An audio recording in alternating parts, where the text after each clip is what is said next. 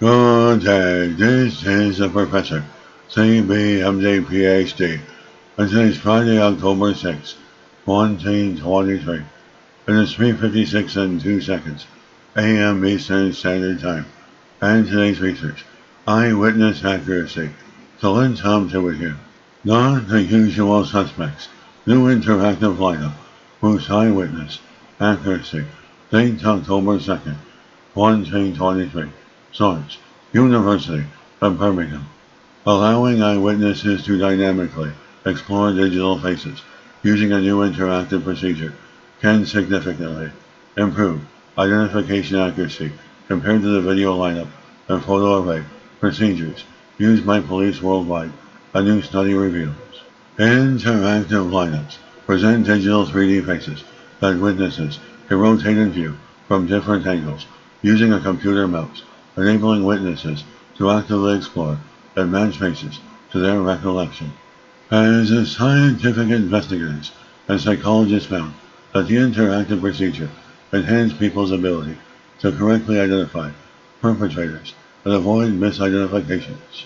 Witnesses were much better at telling innocent from guilty suspects using interactive lineups.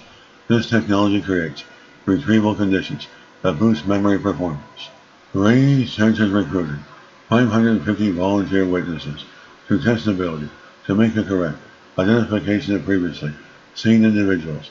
To test their memories, witnesses were shown images of the perpetrator alongside filler images of similar faces. But researchers found that presenting the images via interactive lineups improved accuracy by 27 to 35% over photo arrays and 35 to 75% over video lineups. And by integrating this technology, we may observe a dramatic reduction in identification errors, which will pave the way towards more just outcomes in criminal investigations and proceedings around the world. This tech update to police procedures warrants further testing and adoption to prevent wrongful convictions.